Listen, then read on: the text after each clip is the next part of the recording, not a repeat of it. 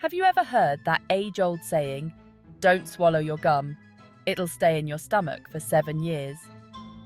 Or perhaps you've been warned about the dangers of cracking your knuckles. We've all grown up with these curious claims, these widely accepted truths that seem to permeate our understanding of the world. But what if I told you that many of these commonly held beliefs are nothing more than myths?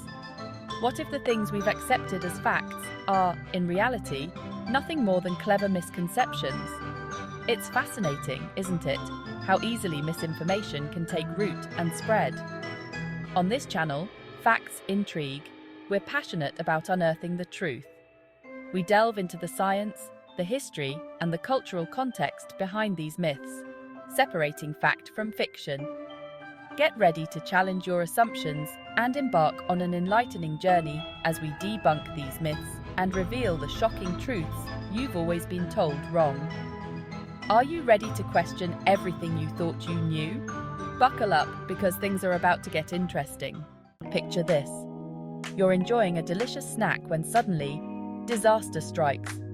Your food tumbles from your grasp, landing with a disheartening thud on the floor. But wait! There's still a chance to salvage your treat before the 5-second rule expires. Right? We've all been there, haven't we? The 5-second rule. That unwritten law that dictates the fate of dropped food. This seemingly universal rule suggests that food is safe to eat if it's picked up within 5 seconds of hitting the ground. But is this rapid retrieval really enough to outsmart the invisible armies of bacteria lurking on our floors? The truth, as you might have guessed, is a bit more complicated. While the 5-second rule might offer a comforting sense of hope, the reality is that bacteria don't play by our arbitrary time limits.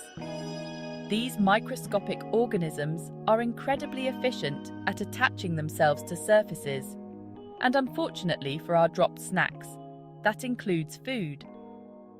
So, the next time you're faced with the split-second decision of whether to enforce the 5-second rule, remember this. Bacteria are fast, and they don't believe in second chances. Goldfish. Those mesmerizing, shimmering creatures often relegated to the confines of a glass bowl. We've all heard the adage, "They have the memory of a goldfish," implying a tragically short attention span of a mere 3 seconds. But is this commonly held belief a fair assessment of our finned friends? Or is there more to these aquatic creatures than meets the eye? The idea that goldfish are capable of remembering things for only a few fleeting seconds has been around for ages. It's often used to describe someone who's forgetful or easily distracted. But as we'll soon discover, this stereotype couldn't be further from the truth.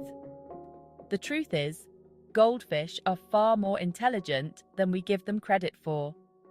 They possess a remarkable ability to learn, remember, and even perform impressive feats of memory that would put some of us humans to shame.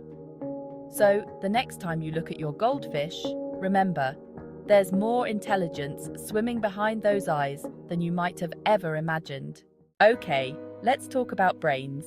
Have you ever heard that we only use 10% of our brains? It's a popular idea, often used in films and books to suggest we have hidden potential just waiting to be unlocked.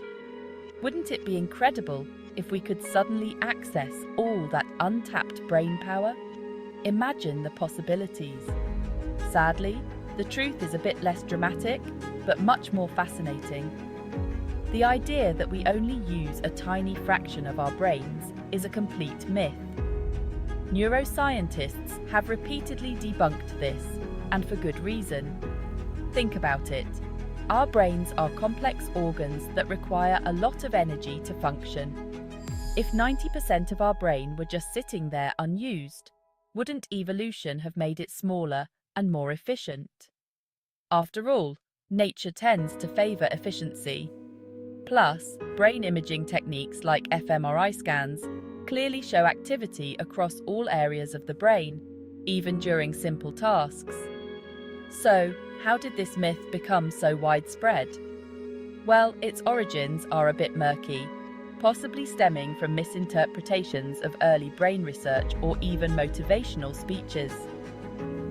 Regardless of where it came from, it's time to put this myth to rest.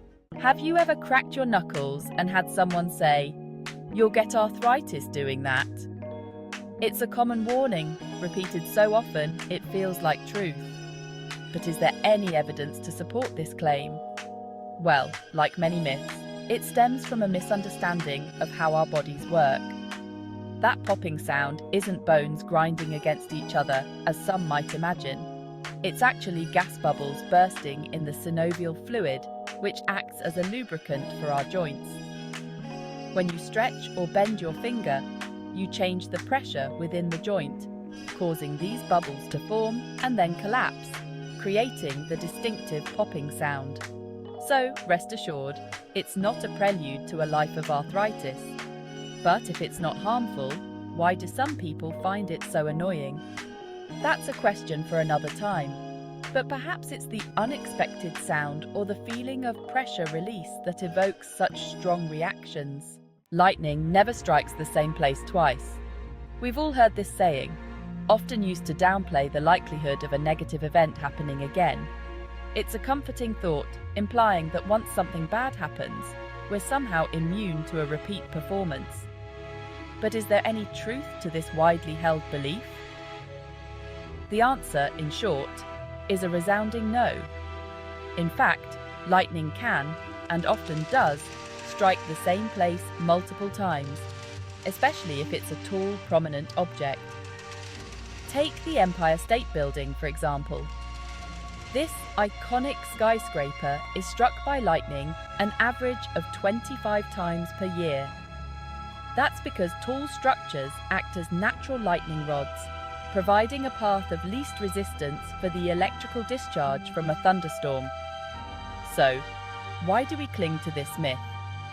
Perhaps it's the human need to find order in chaos, to believe that we're somehow protected from the random whims of nature.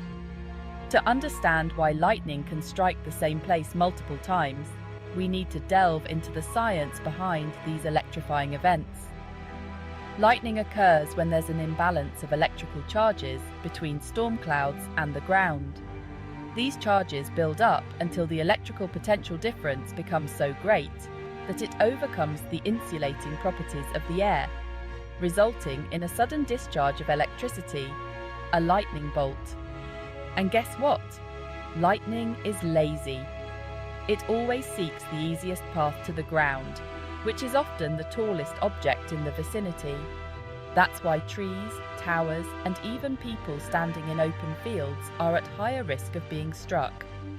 So, the next time you hear someone say, "Lightning never strikes the same place twice," you can confidently correct them with a scientific explanation.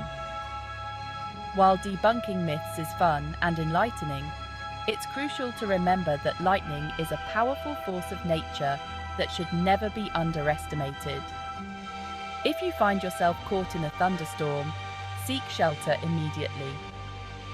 Remember, when thunder roars, go indoors. Stay away from windows, plumbing, and electrical appliances, as these can provide a pathway for lightning to enter a structure. And never, ever seek shelter under a tree. It's one of the most dangerous places to be during a lightning storm. Now, let's tackle another popular but creepy myth. The myth that humans swallow an average of 8 spiders a year in their sleep. Wait, what? Many people believe this creepy crawly tale. But it's nothing more than a myth. The truth is, spiders are unlikely to crawl into a human's mouth while they sleep. Why? Because spiders are highly sensitive to vibrations and the presence of a large, breathing creature. This myth likely originated as a way to scare people, or as a piece of trivia that spread over time. In reality, spiders prefer to stay away from humans and seek out more suitable habitats for themselves. So, Next time you hear this spine-chilling myth, you can rest easy knowing that it's just another piece of fiction. One of the most persistent myths is that our hair and nails continue to grow after we die. But what's the truth behind this eerie belief? Let's uncover the science behind what really happens to our bodies after death. When a person dies, the body undergoes a series of changes. In reality, hair and nails do not continue to grow. What actually happens is that the skin around them dehydrates and retracts, giving the illusion of growth. This dehydration and retraction make it seem as though the hair and nails are longer than they were at the time of death. So, while it might appear that our hair and nails are growing, this is simply a trick of the eye caused by the natural processes that occur after death. This myth likely persists because it taps into our fascination with the macabre and the mysteries of what happens to our bodies after we pass away. Understanding the science behind this myth can help us appreciate the complexities of the human body, even in death. It's a myth many of us have heard. Shaving makes your hair grow back thicker and darker. But is there any scientific evidence to support this claim? We'll explore why this common belief doesn't hold up and what actually happens when you shave. When you shave, you are cutting the hair at the surface of the skin. The hair that grows back has a blunt tip, which can make it feel coarser or thicker. However, the structure and growth rate of the hair itself are not altered by shaving. Hair color and thickness are determined by genetics and hormones, not by how often you shave. The idea that shaving affects hair growth is simply a misconception. This myth may persist because the blunt tip of the regrown hair feels different from the naturally tapered tip of unshaven hair. Additionally, since shaving removes hair at the skin's surface, the regrowth can be more noticeable, giving the illusion of thicker hair. Understanding the science behind hair growth can help dispel this common myth and prevent unnecessary worries. So, the next time you hear someone say that shaving makes hair grow back thicker and darker, you'll know the truth. It's a myth that's been told for years. A penny dropped from the top of the Empire State Building could kill someone below. But is this actually possible, or just a tale designed to thrill? Let's explore the physics behind falling objects and find out what really happens when a penny takes the plunge. When a penny is dropped, it accelerates due to gravity. However, air resistance plays a significant role in slowing it down. The shape and mass of the penny mean it reaches a terminal velocity that is not lethal. Terminal velocity is the constant speed that a freely falling object eventually reaches when the resistance of the medium prevents further acceleration. In the case of a penny, this speed is far from deadly. The idea that a penny could kill someone is simply a misconception. This myth may persist because the thought of an object falling from such a height is inherently dramatic. Additionally, since the penny is small and light, it is easily affected by air currents, further reducing its potential harm. Understanding the science behind falling objects can help dispel this common myth and prevent unnecessary fears. So, the next time you hear someone say that a penny dropped from the Empire State Building could kill, you'll know the truth. And with that, we conclude our exploration of myths and misconceptions. Before you go, don't forget to hit that subscribe button and ring the bell icon so you never miss an episode. And if you enjoyed this video, please share it with your friends. Every like and share helps our small channel swim in a sea of bigger fish. With your support, we can keep diving deep into the fascinating facts that intrigue us all. Remember to stay curious, keep questioning, and join us next time as we debunk more myths and uncover fascinating truths. Thanks for being with us today at Facts Intrigue. See you in the next video.